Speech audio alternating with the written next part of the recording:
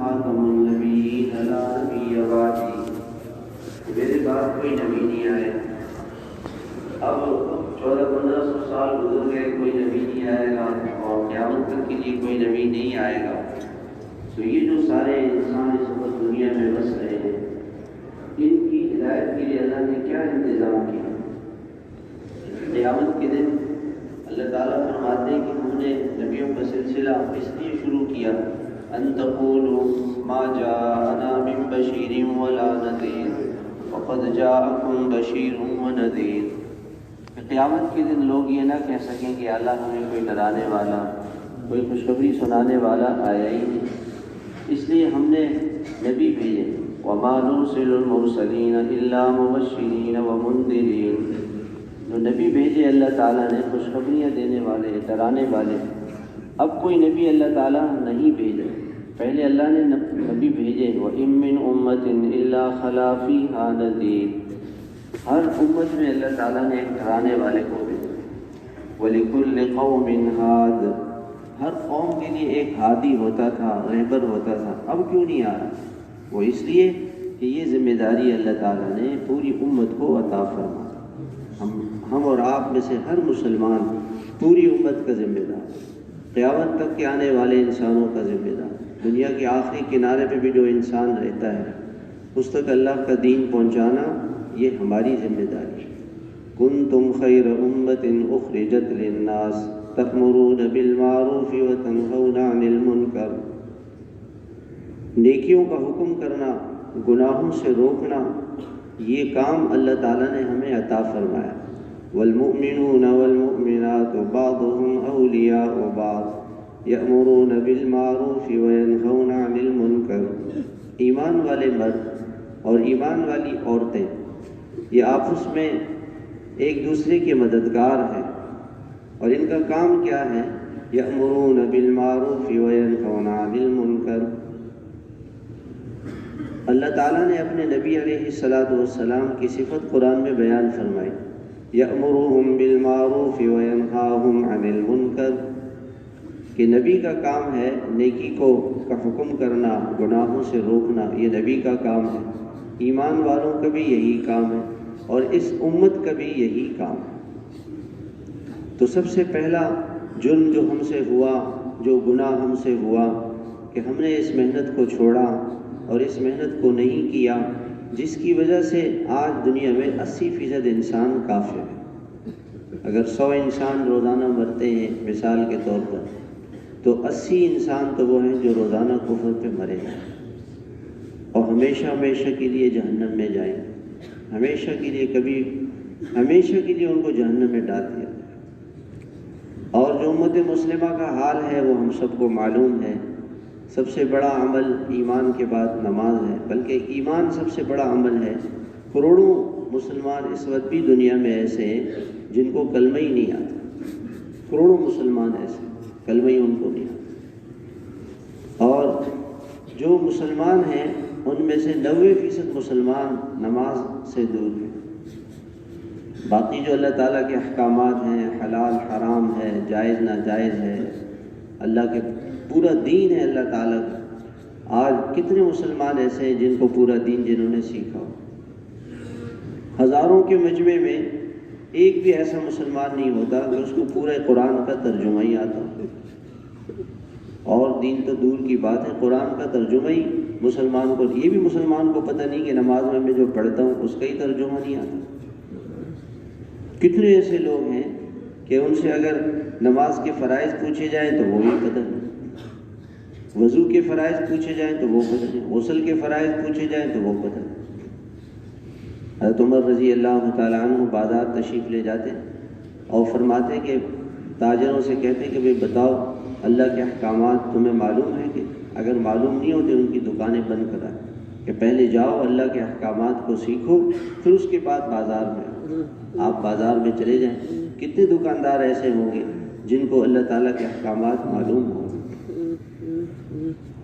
حضرت حاجی عبدالوہاب صاحب رحمۃ اللہ علیہ فرماتے تھے کہ میں کسی علاقے سے گزرتا ہوں، مجھے وہاں بینک نظر آتا ہے تو مجھے اتنا دکھ ہوتا ہے اور اتنا غم ہوتا ہے کہ اللہ تعالیٰ نے اس شہر والوں کے ساتھ جنگ کا اعلان کر دیا۔ فَإِن لَّمْ تَفْعَلُوا فَأْذَنُوا بِحَرْبٍ مِّنَ اللَّهِ وَرَسُولِهِ کہ اگر تم سود نہیں چھوڑو گے تو اللہ اس کے رسول کی طرف سے جنگ کا اعلان ہے۔ جس بستی کے ساتھ، جس ملک کے ساتھ، جس شہر کے ساتھ، جس محلے کے ساتھ اللہ تعالیٰ جنگ کا اعلان کر دیں، وہاں امن کہاں سے آ سکتا ہے؟ لوگ کہتے ہیں جی ہم بدامنی ہے، چین نہیں ہے، سکون نہیں ہے، تو جنگ میں سکون ہوتا ہے، اور جنگ کس کی طرف سے؟ اللہ کی طرف سے۔ جب تک یہ سود کے اڈے ہیں ملک میں سکون نہیں آ سکتا، امن نہیں آ سکتا، حالات ٹھیک نہیں ہو سکتے۔ اللہ اس کے رسول کی طرف سے جنگ کا اعلان۔ تو میرے محترم بزرگوں اور بھائیوں، کیسے اللہ تعالیٰ کا دین ساری دنیا میں زندہ ہو جائے، یہ ذمہ داری اللہ پاک نے ہم اور آپ کو دی ہے، ہمارے ذمہ ہے۔ کبھی کبھی ایک اللہ والے فرمانے لگے کہ میں سوچتا ہوں کہ اگر جناب رسول اللہ صلی اللہ علیہ وسلم دنیا میں تشریف فرما ہوتے، آپ زندہ ہوتے، ایک مثال ہے، اور ہم میں سے کوئی مدینہ منورہ ہم ان کی زیارت کے لیے جاتے ہیں کہ آپ علیہ السلام کی زیارت کے لیے ہم جاتے ہیں، آپ صلی اللہ علیہ وسلم وہاں مسجد نبوی میں اسطوانۃ الوفود ہے جہاں پہ مہمان آ کے ٹھہرتے تھے، وہاں پہ ہمیں بلاتے، ملاقات کرتے، پھر اس کے بعد آپ پوچھتے کہ بھئی یہ بتاؤ کہ بھئی پاکستان کا کیا حال ہے، کتنے کراچی کا کیا حال ہے۔ حضرت مولانا احسان صاحب دامت برکاتہم میں ایک مرتبہ جوڑ تھا ہمارا کراچی والوں کا، حضرت نے فرمایا کہ بھئی یہ بتاؤ کہ کراچی میں کتنی مسجدیں ایسی ہیں کہ جس میں 100% لوگ نمازی ہیں، تو ایک مسجد والے بھی نہیں کھڑے ہوئے۔ ایک مسجد بھی پوری کراچی میں ایسی بتا دو جس میں 100% مسلمان نمازی ہوں، صرف نمازی کی بات ہو رہی، اور نماز کیسے پڑھتے ہیں؟ رکوع صحیح نہیں، سجدہ صحیح نہیں۔ آپ صلی اللہ علیہ وسلم تشریف فرما، ایک صحابی آئے، نماز پڑھی، آئے سلام کیا، آپ نے فرمایا ارجع فصلی فإنک لم تصلی، تم نے نماز نہیں پڑھی۔ وہ پھر گئے، پھر نماز پڑھی، پھر آیا، آپ نے کہا جاؤ جاؤ نماز، 3 مرتبہ ایسے ہو۔ چوتھی مرتبہ انہوں نے پوچھا کہ یا رسول اللہ میں نماز کیسے پڑھوں؟ آپ نے فرمایا کہ رکوع اطمینان سے کرو، سجدہ اطمینان سے کرو، قومہ اطمینان سے کرو، جلسہ اطمینان سے کرو، یہ تو تعدیل ارکان واجب ہے، اور وہ نہیں ہوگی تو نماز ہی نہیں ہوگی۔ تو ہم اس کی بات نہیں کر رہے ہیں جو نمازی پڑھ رہے ہیں وہ کیسی نماز پڑھ رہے ہیں۔ تو پوری کراچی میں ایک مسجد بھی ایسی نہیں ہے کہ جس میں 100% مسلمان نمازی۔ تو آپ علیہ السلام یہ پوچھیں گے کہ بتاؤ بھی نمازیوں کا کیا حال ہے؟ 10% مسلمان بھی نماز نہیں پڑھتا مشکل سے۔ تو ہم عرض کرتے کہ یا رسول اللہ بے نمازی تو بہت زیادہ ہے۔ پھر آپ علیہ السلام پوچھتے کہ بھئی یہ بتاؤ پورا دین، پورے 100% دین پہ چلنے والے آپ کے محلے میں، آپ کے علاقے میں، آپ کے شہر میں کتنے لوگ ایسے ہیں جو 100% دین ان کو معلوم ہے، اس پہ چلتے ہیں؟ نہیں یا رسول اللہ ایسے تو بہت کم ہوں گے، آٹے میں نمک کے برابر ہوں گے۔ اچھا کتنی عورتیں پردہ کرتی ہیں؟ یا رسول اللہ وہ تو 99% عورتیں جو ہیں وہ پردے کے بغیر زندگی گزار رہی ہیں۔ اچھا یہ بتاؤ اسکولوں میں اور کالجوں میں کوئی گناہ تو نہیں ہوتا؟ کوئی کالج، کوئی یونیورسٹی ایسا تو نہیں ہے کہ جس میں کوئی گناہ ہو رہا ہو، کوئی نمازیں چھوٹ رہی ہوں؟ وہ تو اس میں مخلوط تعلیم ہے، مردوں کو پڑھانے والے عورتیں، عورتوں کو پڑھانے والیاں وہ مرد ہیں۔ اچھا یہ اللہ کے نبی علیہ السلام کارگزاری سنیں گے، آپ تو کارگزاری سنیں گے۔ اچھا یہ بتاؤ کہ محلے میں کتنے گھر ایسے ہیں جہاں 100% شرعی پردہ ہے مکمل؟ کتنے کس سے پردہ ہے؟ چچا زاد بھائی سے پردہ ہے، ماموں زاد بھائی سے پردہ ہے، خالہ زاد بھائی سے پردہ ہے، پھوپھی زاد بھائی سے پردہ ہے، بیوی کی بہن سالی سے پردہ ہے، ماموں کی بیوی اس سے پردہ ہے، چچا کی بیوی سے پردہ ہے، وہ تو نامحرم ہے، چچی نامحرم ہے، مامی جو ماموں کی بیوی ہے وہ نامحرم ہے، سالی نامحرم ہے۔ یہ تو اللہ کے احکامات ہیں۔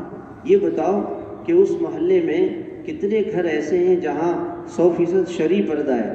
نہیں یا رسول اللہ ایک گھر کوئی مشکل سے ایک آدھ گھر ایسا ہوتا ہوگا، وہ سارے گھر والے ایک دسترخوان پر بیٹھ رہے ہیں، بھابھی سے پردہ ہے، اللہ کے نبی علیہ السلام سے پوچھا گیا کہ یا رسول الحم، شوہر کا بھائی، شوہر کا بھانجا، بھتیجا، اس کے رشتہ دار، فرمایا الحم والموت، اس سے تو ایسے بچو جیسے موت سے بچتے ہو، وہ تو گھر میں سب آ رہے ہیں۔ اچھا، پھر اللہ کے نبی علیہ السلام پوچھیں گے کہ یہ بتاؤ بھائی، شادی حالوں میں جو شادیاں ہوتی ہیں اس میں کوئی سنت تو نہیں مٹ رہی ہے؟ یا رسول اللہ، اس میں تو فرائض مٹے ہوئے ہیں، اس میں تو ناچ گانا ہو رہا ہے، موویاں بن رہی ہیں، تصویریں بن رہی ہیں، اللہ کے احکامات ٹوٹ رہے ہیں۔ اچھا، اور پھر پوچھیں گے کہ یہ بتاؤ کہ بھی آپ کے علاقے میں کوئی بینک تو نہیں ہے؟ بینک تو بڑھتے چلے جا رہے ہیں، دن بدن نئے نئے بینک آ رہے ہیں۔ اچھا یہ بتاؤ کہ بھئی میری سنت والی زندگی، اگر مسجد میں کوئی نمازی ہے وہ ایسا نمازی تو نہیں ہے جو غیروں کا لباس پہن کر آتا ہے؟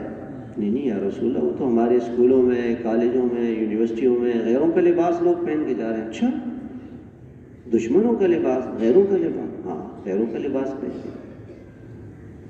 اب یہ کارگزاری اللہ کے نبی سن رہے ہیں۔ اچھا یہ بتاؤ کہ بھی کون سا بات، جمعے کا دن جب ہو جاتا ہے اور جمعے کی اذان ہوگی تو سارے بازار بند ہو جاتے ہیں؟ نہیں، بازار تو چل رہے ہیں، یہ تو پتہ ہی نہیں چل رہا کہ بھئی جمعہ ہے، آج کون سی نماز کا وقت۔ اذان پہ دکانیں بند ہوتی ہیں؟ نہیں، اذان پہ تو دکانیں بند نہیں ہوتی، اذان پہ تو سب کچھ چل رہا ہے۔ اچھا یہ بتاؤ کہ بھئی موبائل کے اندر جو گناہ ہوتے ہیں، وہ تو کوئی موبائل کا گناہ تو کوئی نوجوان تو ایسا نہیں ہے جو موبائل کا گناہ کرتا ہو؟ یا رسول اللہ، وہ تو کون ہے جو گناہ سے، اچھا موبائل کے گناہ سے کوئی بچنے والا نہیں ہے؟ اب یہ اللہ کے رسول علیہ السلام کارگزاری سن رہے ہیں۔ آپ بتائیں، میں آپ سے سوال کرتا ہوں، اللہ کے رسول علیہ السلام کو رونا آئے گا، غم ہوگا، دکھ ہوگا، فکر ہوگی، آپ کو تو غم بڑھ جائے گا اور دکھ بڑھے گا۔ اچھا، پھر آپ ہم سے پوچھیں گے کہ بھئی بتاؤ آپ نے کیا کیا؟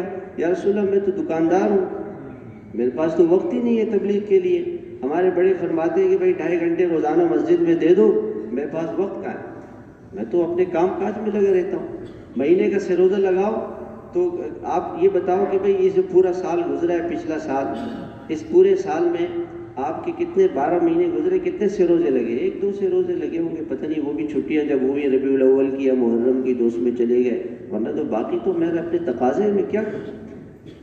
اچھا یہ بتاؤ، یہ جو پچھلا سال گزرا ہے، اس سال کا چلہ آپ کا لگ گیا ہے؟ نہیں یا رسول اللہ، میں تو پورا سال ہی اپنے کاموں میں لگا رہا، چلہ بھی مجھے وقت ہی نہیں ملا، مجھے تو وقت ہی نہیں مل رہا ہے تو میں چلہ لگاؤں۔ آپ پورے سال میں کسی مقامی گشت کا تو ناغہ نہیں ہوا؟ یا رسول اللہ، پتہ نہیں کبھی گشت مل جاتا ہے، کبھی عشاء میں آتا ہوں، کبھی موقع ہی نہیں ملتا ہے، بیرونی گشت کے لیے تو جانا نہیں ہو رہا ہے۔ اچھا تسبیحات کا کیا حال ہے، تلاوت کا کیا حال ہے؟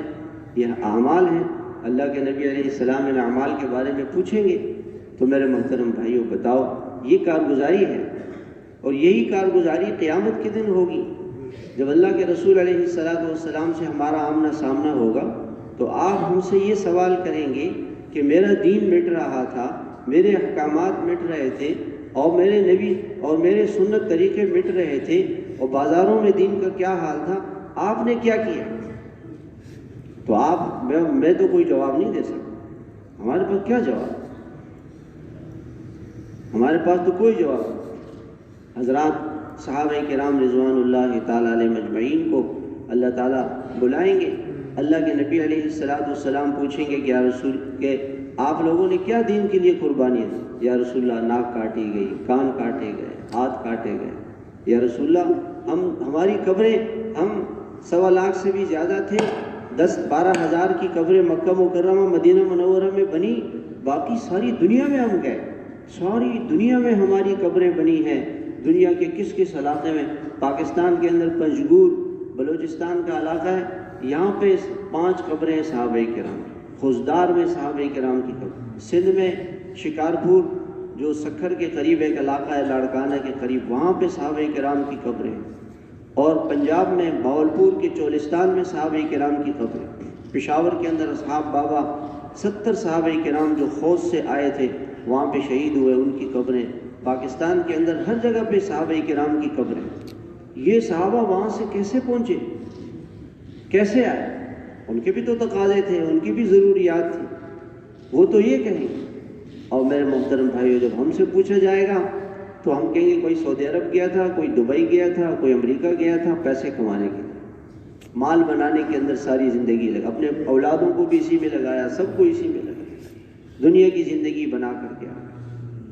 تو میرے محترم بھائیو، ہم سب مجرم ہیں، ہم سب اللہ تعالیٰ سے معافی مانگیں، توبہ کریں کہ یا اللہ تیرا دین مٹ رہا تھا، تیرے احکامات مٹ رہے تھے اور ہم اس کے لیے کچھ نہ کر سکے۔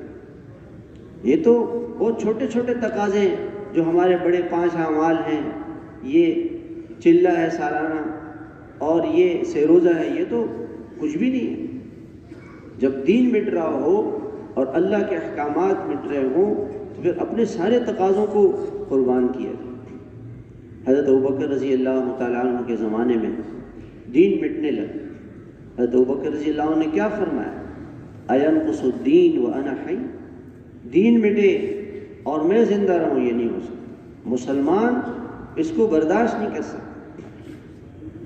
ان اللہ اشترى من المؤمنین انفسهم واموالهم بان لهم الجنہ، اللہ تعالیٰ نے ایمان والوں کے مال اور جان کو خرید لیا ہے، یہ مال ان کا نہیں، یہ جان ان کی نہیں، اور ان کے لیے جنت تیار ہوئی ہے، جنت ان کے لیے تیار۔ اس دنیا کو بنانے میں جو لگا ہوا ہے، کیا بنائے گا اس دنیا کا؟ ایک چھوٹا سا مکان بنا لے گا گارے مٹی کا، جو چند دنوں کے بعد ختم ہو جائے گا۔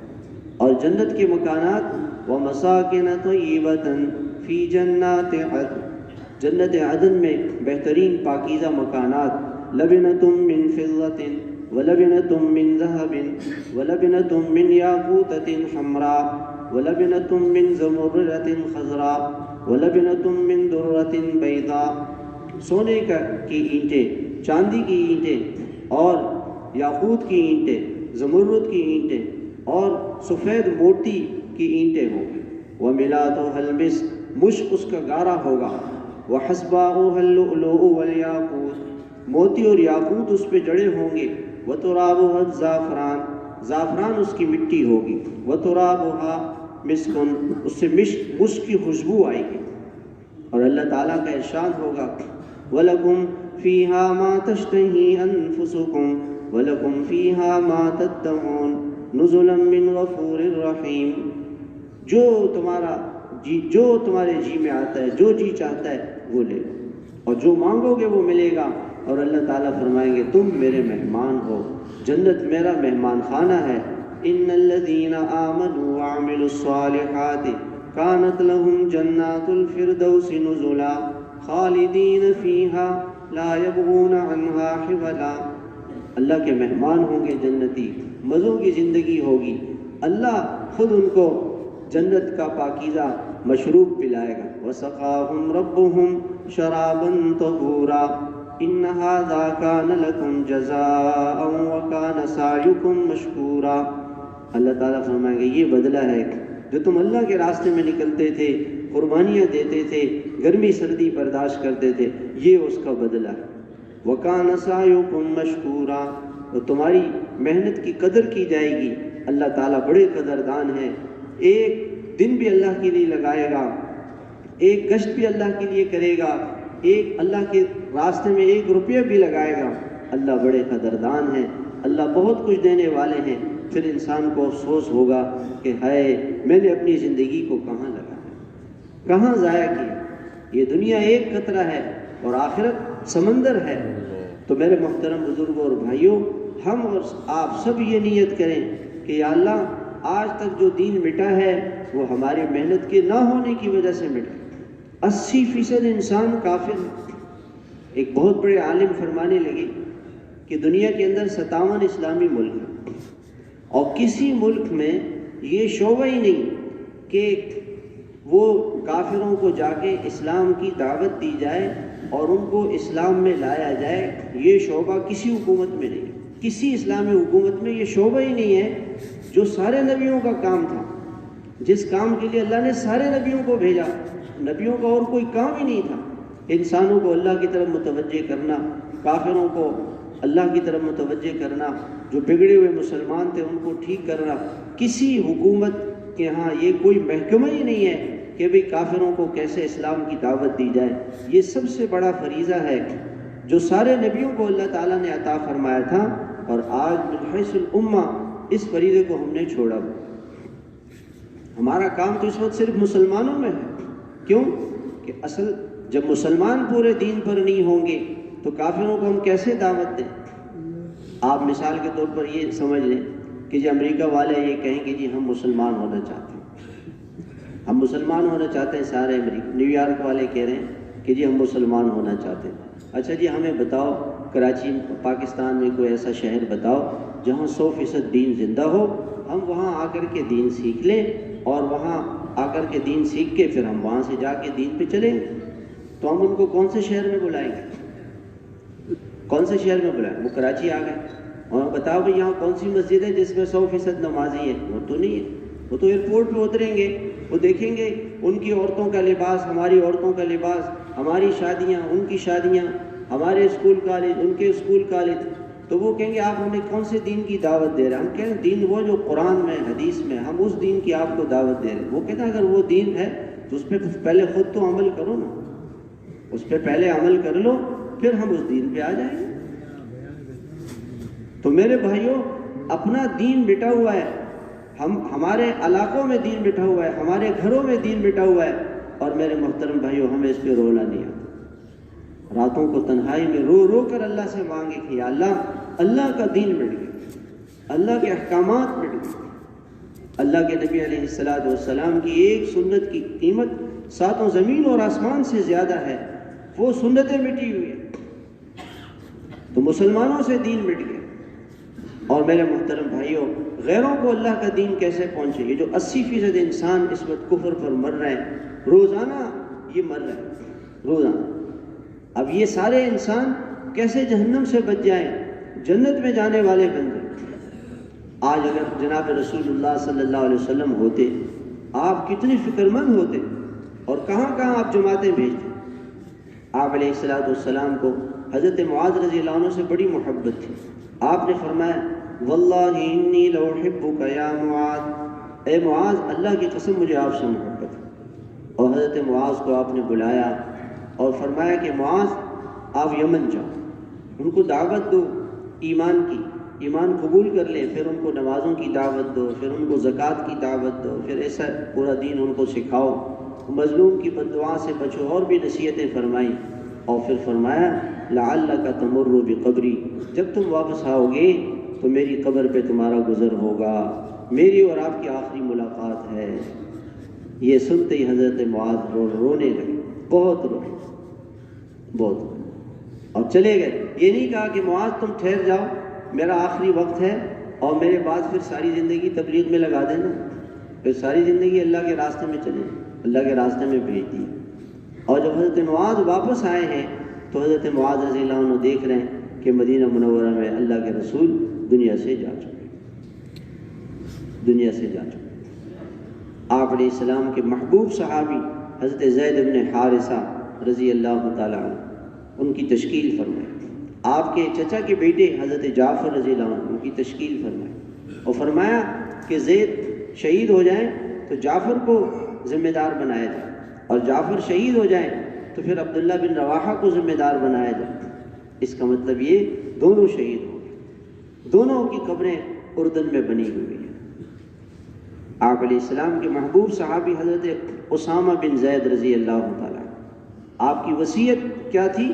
انفذوا جیش اسامہ، اسامہ کی جماعت کو روانہ کر دو، اسامہ کی جماعت کو روانہ کر دو، اسامہ کی جماعت کو روانہ کر دو. آپ علیہ السلام کی وصیت کیا تھی؟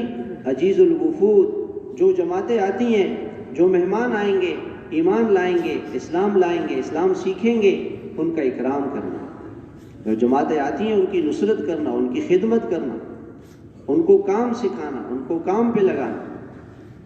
تو میرے محترم بزرگوں اور بھائیوں، ہم سب مجرم ہیں، ہم سب مجرم. اللہ تعالیٰ سے ہم سب توبہ کریں.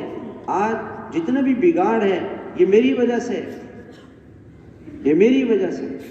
وہ کون سا شعبہ ہے جس میں اللہ تعالیٰ کے پورے احکامات زندہ ہیں؟ وہ کون سا شہر ہے، وہ کون سا علاقہ ہے جس میں 100% اللہ کے احکامات اور اللہ کے نبی علیہ السلام کی مبارک سنتیں زندہ ہیں، وہ کون سی جگہ ہے؟ تو میرے محترم بھائیوں، یہ ہماری ذمہ داری ہے، ہماری ذمہ داری، ہم اس پر توبہ کریں، اللہ سے معافی مانگیں کہ اللہ آپ نے اتنا بڑا کام دیا تھا، یعنی کتنی بڑی بات ہے کہ سارے انسان جہنم کی آگ سے بچ جائیں، جس کام کے لیے اللہ نے سارے نبیوں کو بھیجا، اور اللہ تعالیٰ نے قرآن میں کھول کھول کے بتا دیا۔ حضرت شیخ الحدیث صاحب نور اللہ مرقدہ فضائل اعمال میں لکھتے ہیں کہ 60 سے زیادہ آیتیں ایسی ہیں جو میری نظر سے گزری ہیں کہ اس امت کا کام اللہ کی طرف بلانا ہے، اللہ کی طرف متوجہ کرنا۔ یہ تو چھوٹے چھوٹے تقاضے ہیں۔ تو میرے محترم بھائیوں، پہلا کام تو ہم یہ کریں گے کہ ہم توبہ کریں گے، اللہ سے معافی مانگیں گے، اور آج سے اپنی زندگی کی ترتیب یہ رکھیں گے کہ سب سے زیادہ ہماری جان، ہمارا مال، ہماری صلاحیتیں دعوت اللہ پہ لگے، اور تعلیم و تعلم پہ لگے، ذکر و عبادت اور خدمت پہ لگے، اللہ کے راستے میں جانے پہ لگے، اپنے تقاضوں کو قربان کر دیں۔ یہ چند روزہ زندگی ہے میرے بھائی، تھوڑے سے دنوں کی زندگی ہے، اور پھر ہمیشہ کے مزے ہیں۔ ایک صحابی تھے حضرت سعد رضی اللہ عنہ، آپ علیہ السلام نے ان سے کہا سعد تم شادی نہیں کرتے؟ کہ یا رسول اللہ مجھے کون لڑکی دے گا، غریب آدمی ہوں، شکل و صورت بھی ایسی ہے۔ آپ نے فرمایا کہ جاؤ فلاں صحابی کو میری طرف سے پیغام دے۔ ان کو پیغام دیا تو انہوں نے کہا کہ میں تو نہیں کرنا چاہتا۔ تو اندر سے لڑکی تھی، اس نے سنا کہ اللہ کے رسول کا قاصد آیا ہے۔ ابا سے کہا میں تیار ہوں، اللہ کے رسول کے قاصد کو کیسے بھیج رہے ہو واپس؟ اللہ کے نبی نے فرمایا ٹھیک ہے، نکاح ہو گیا۔ صحابہ سے فرمایا کہ بھائی اس کے ساتھ تعاون کرو، مدد کرو، اور اس کے لیے کچھ جمع کرو تاکہ یہ اپنی شادی کرے۔ صحابہ کرام نے اس کو کچھ دیا، آپ نے فرمایا کہ جاؤ اپنی شادی کرو۔ وہ شادی کی تیاری میں تھے کہ اللہ کے راستے میں جانے کی آواز لگی، اور اس زمانے میں آواز لگتی تھی یا خیل اللہ ارکبی، اے اللہ کے دین کے شہ سوارو، اللہ کے راستے میں جانے کے لیے کون تیار؟ انہوں نے آواز سنی تو تھوڑی دیر کے لیے خاموش ہو گئے، سوچنے لگے کہ اللہ کے راستے میں جانے کی تیاری کر لوں اور اللہ کے راستے میں چلا جاؤں، پتہ نہیں کتنی زندگی باقی ہے، مزے جنت میں کروں۔ اللہ کے راستے کا سامان لیا اور اللہ کے راستے میں چلے گئے جماعت، اور منہ چھپایا کہ اللہ کے رسول دیکھ نہ لیں۔ جب مارکا ہوا تو صحابہ نے کہا کہ یا رسول اللہ سعد زخمی ہو گئے۔ کہا سعد زخمی ہو گئے؟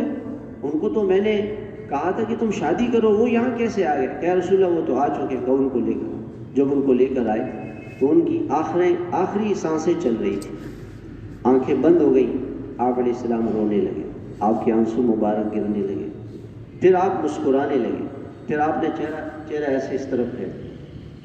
تو صحابہ نے پوچھا کہ یا رسول اللہ یہ کیا ہوا؟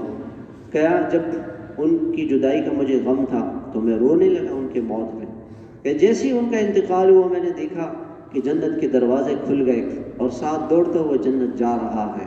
جب جنت کے دروازوں کو میں نے دیکھا تو مجھے خوشی ہوئی، اور جب جنت کے دروازوں پر پہنچا تو حوریں استقبال کے لیے آ گئی، مجھے حیا آئی، میں نے چہرہ اس طرف۔ یہ زندگی ہے میرے بھائی، چند روزہ زندگی ہے، ہمیشہ کے مزے ہیں، ہمیشہ کے مزے ہیں۔ تو کون نیت کرتا ہے کہ انشاءاللہ میں اپنا سارا مال جان سب اللہ کے لیے لگاؤں؟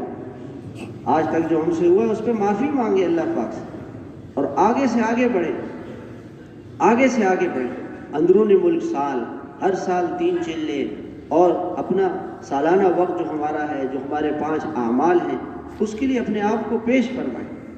جزاک اللہ۔ فرمائیں کون تیار ہے؟ جی بھائی فرمائیں، ماشاء اللہ، ماشاء اللہ بھائی فرمائیں۔ 4 ماہ کا ماشاء اللہ ارادہ۔ محمد عبداللہ بھائی کیا ارادہ ہے؟ سالانہ چلے کا ماشاء اللہ، سالانہ چلے کا ماشاء اللہ۔ اور بھائی بھی فرمائیں بھائی 4 ماہ کا انشاء اللہ چلے کا ماشاء اللہ ماشاء اللہ۔ اور محمد زہیر بھائی ماشاء اللہ پوری زندگی پڑھائی کے بعد انشاءاللہ فراغت کے بعد سال کے ارادہ جی 4 ماہ ماشاء اللہ بھائی۔ اور جاوید بھائی ہر سال 4 ماہ ماشاء اللہ بھائی، ہر سال 4 ماہ مبارک بھائی۔